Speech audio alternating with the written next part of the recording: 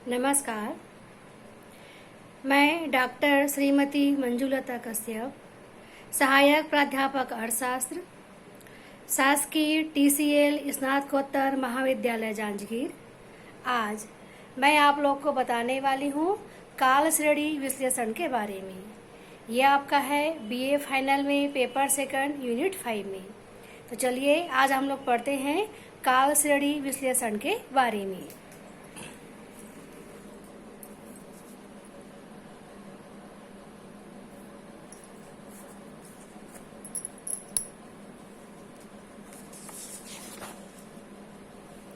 इसमें पहले आप लोग का रहेगा अर्थ एवं परिभाषा। संख्यात्मक तथ्य जिनका संकलन समयांतर से किया जाता है काल श्रेणी का रूप ले लेते हैं। जिस समंक श्रेणी के चर मूल्यों में समय तत्व द्वारा परिवर्तन हो उसी श्रेणी को काल श्रेणी कहते हैं। इसमें आपकी एक परिभाषा है, केनो व कीफिंग के अनुसार समय पर आधारित समंक समूह काल श्रेणी कहलाते हैं।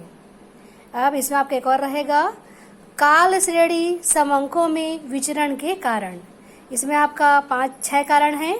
पहला है समंकों में परिवर्तन की सामान्य प्रवृत्ति। दूसरा, सामाजिक रीति रिवाज त्योहार आदि। तीसरा, मौसम। चौथा है व्यवसाय की 4 अवस्थाएं, समृद्धि, ह्रास, मंदी, उत्थान। पांचवा है प्राकृतिक आपदाएं और छठवां राजनीतिक उथल पुथल, युद्ध आदि। अब इसमें आपको पढ़ना है काल श्रेणी के अव्यय। इसमें आपका पहला है उपनति या दीर्घकालीन प्रवृत्ति। इसी को हम लोग मानते हैं ट्रेंड। अब देखिए, काल श्रेणी में दीर्घकाल में हुए नियमित परिवर्तन को उपनति कहा जाता है। उपनति के कारण है जनसंख्या वृद्धि, तकनीकी ज्ञान एवं उत्पादकता में वृद्धि, उपभोग की आदतों में परिवर्तन। अब इसी में आपका रहेगा उपनति मापने के क्या उद्देश्य हैं।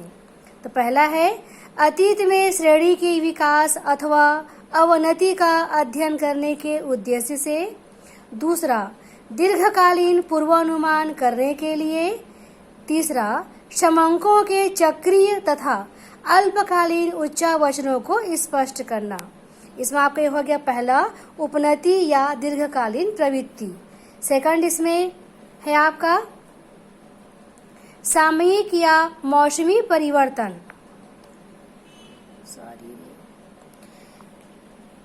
आवर्त या सामयिक या मौसमी परिवर्तन, इसको हम लोग मानते हैं सीजनल वेरिएशन। काल श्रेणी के वे परिवर्तन जो वर्ष के अंदर ही पूरे हो जाते हैं सामयिक परिवर्तन कहलाते हैं। इनका कारण है प्राकृतिक कारण, मनुष्य द्वारा निर्मित परंपराओं के कारण। अब इनके इसमें है विशेषताएं। पहला इसमें है एक निश्चित समयावधि में प्रतिवर्ष होते हैं। दूसरा, प्रतिवर्ष वृद्धि तथा ह्रास लगभग उसी अवधि में तथा लगभग उसी अनुपात में होते हैं। अब इसमें आपका रहेगा कि इस मौसमी परिवर्तन को मापने का उद्देश्य। तो पहला है भूतकाल के सामयिक व्यवहार का विश्लेषण करना। दूसरा, अल्पकालीन नियोजन के लिए सामयिक परिवर्तनों का पूर्वानुमान करना। तीसरा, चक्रीय उच्चावचनों को स्पष्ट करने के लिए सामयिकता को स्पष्ट करना। अब इसमें आपका नेक्स्ट पॉइंट रहेगा ये तीसरा, चक्रीय परिवर्तन। व्यापार चक्रों से उत्पन्न परिवर्तन जिनकी अवधि 1 वर्ष से अधिक, मान लीजिए यहाँ पर 7 से 11 वर्ष तक होती है, जिनका क्रम बहुत कुछ नियमित रहता है, चक्रीय परिवर्तन कहलाते हैं। अब इसमें आपका रहेगा उद्देश्य। इसमें है पहला पॉइंट, किसी व्यापार के उच्चावचनों की विशेषता का अध्ययन करने के लिए भूतकालीन चक्रीय व्यवहार की माप अत्यंत उपयोगी सिद्ध होती है। सेकंड, नियोजन के लिए पूर्वानुमान की आवश्यकता होती है और पूर्वानुमान के लिए प्रतिरूप तथा तत्कालीन चक्रीय व्यवहार का ज्ञान जरूरी होता है। तीसरा है व्यापारिक क्रियाओं के स्तर में स्थायित्व लाने के उद्देश्य से नीति निर्धारण में चक्रीय मापें उपयोगी होती हैं। अब इसका नेक्स्ट पॉइंट है चौथा, देव या अनियमित परिवर्तन। समय समय पर काल श्रेणी में होने वाले अनियमित परिवर्तन जिनके कारण श्रेणी मूल्यों में असामान्य रूप से वृद्धि या ह्रास हो जाता है, अनियमित या देव परिवर्तन कहलाते हैं। इनका पूर्वानुमान करना सरल नहीं है क्योंकि इन परिवर्तनों का कोई निश्चित समय नहीं होता।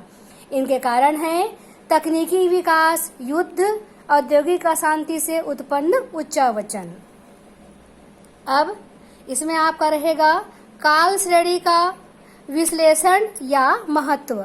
इसका आपका महत्व क्या है? काल श्रेणी का विश्लेषण या महत्व। काल श्रेणी में आए सभी प्रकार के उतार चढ़ावों का विश्लेषण काल श्रेणी का विश्लेषण कहलाता है। काल श्रेणी का विश्लेषण करते समय एक काल श्रेणी पर पड़ने वाले विभिन्न प्रकार के प्रभावों को अलग अलग किया जाता है। काल श्रेणी के विश्लेषण में इसके 4 प्रमुख संघटकों को पृथक पृथक कर उनका अध्ययन करना ही काल श्रेणी का विघटन कहलाता है। काल श्रेणी के समंकों के विश्लेषण से सही परिणाम प्राप्त करने के लिए मूल्यों में दी गई काल श्रेणी को समायोजित किया जाना चाहिए। अब इसमें आपका लास्ट में रहेगा काल श्रेणी का महत्व क्या है। पहला इसमें आपका है परिवर्तनों का अध्ययन। सेकंड है भविष्य के बारे में अनुमान। तीसरा भूतकालीन व्यवहार समझने में सहायक। चौथा व्यापार चक्र का अनुमान। पांचवा दूसरी श्रेणियों के साथ तुलना। और छठवां है सार्वभौमिक उपयोगिता। काल श्रेणी के अध्ययन में निम्न 2 बातों का ध्यान रखना उचित है। पहला परिवर्तन की दिशा, काल तथा प्रभाव का अध्ययन। और सेकंड है अन्य श्रेणियों से संबंध। अब इसमें आपको दिखाना है काल श्रेणी का रेखा चित्र किस प्रकार से बनेगा। यहाँ तक आप लोगों ने क्या पढ़ा इसके थ्योरी के बारे में।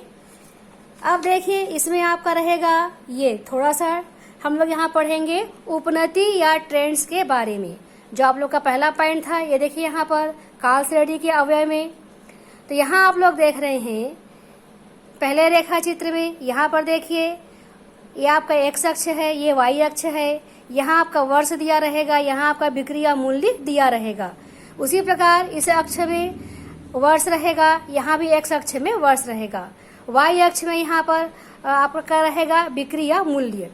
अब देखिए ये वाला पहला रेखा चित्र, इसमें क्या दिखा रहा है आपका बढ़ती हुई, जिसको हम लोग क्या मानेंगे अपवर्ड ट्रेंड्स।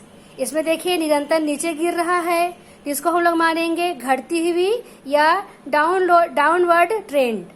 तीसरा इसमें देखिए उपनति विहीन है, देखिए कभी नीचे आ रहा है कभी ऊपर जा रहा है, जिसको हम लोग क्या मानेंगे सी पॉइंट को उपनति विहीन। इसमें आपका ये हो गया ट्रेंड का उपनति का 3 प्रकार, बढ़ती हुई, घटती हुई, उपनति विहीन।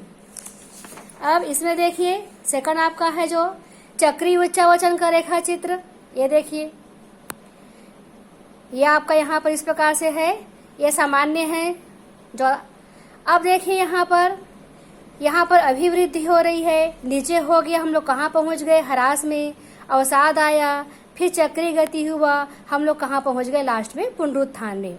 अब देखिए यहाँ से यहाँ जो हम लोग लाइन खींचे हैं इसी को आप लोग मानेंगे उपनति। ये देखिए ये अभिवृद्धि और ह्रास के बीच का जो हम लोग यहाँ समानांतर रेखा से लाइन खींच रहे हैं यही आपका रहेगा उपनति। अब देखिए अब इसमें आपका रहेगा आखिरी हेडिंग काल श्रेणी का रेखा चित्र। काल मालाओं को प्रदर्शित करने के लिए जो बिंदु रेख बनता है उसे कालिक चित्र कहते हैं। कालिक चित्र की रचना में समय को एक्स अक्ष में तथा मूल्यों को वाई अक्ष पर अंकित किया जाता है। काल श्रेणी के रेखा चित्र 2 प्रकार के मापदंड पर बनाए जा सकते हैं। पहला है प्राकृतिक या साधारण मापदंड, दूसरा आनुपातिक मापदंड।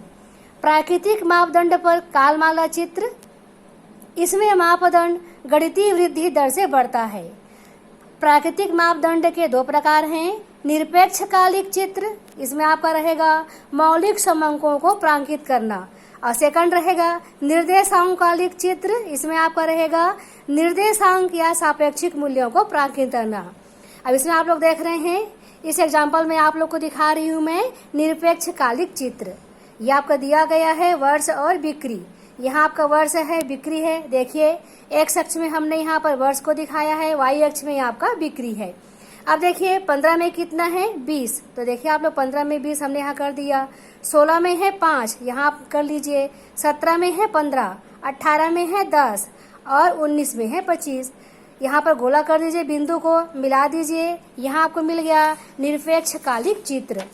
अब इसी में आपका रहेगा, इसी में सेकंड पॉइंट जो आपका रहेगा, ये आपका रहेगा निर्देशांक कालिक चित्र। जैसे आपने पिछले में पढ़ा था वैसे ही रहेगा, बस इसमें क्या रहेगा वर्ष और निर्देशांक। देखिए 15 में है 100, 16 में 200, 17 में 500, 18 में 300, 19 में 400। ये देखिए यहाँ आपका एक्स अक्ष में वर्ष है, वाई अक्ष में निर्देशांक।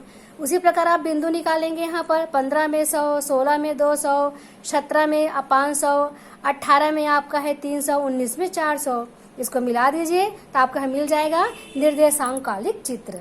तो इस भाग में आपने केवल यहाँ पर थ्योरी पढ़ा। धन्यवाद।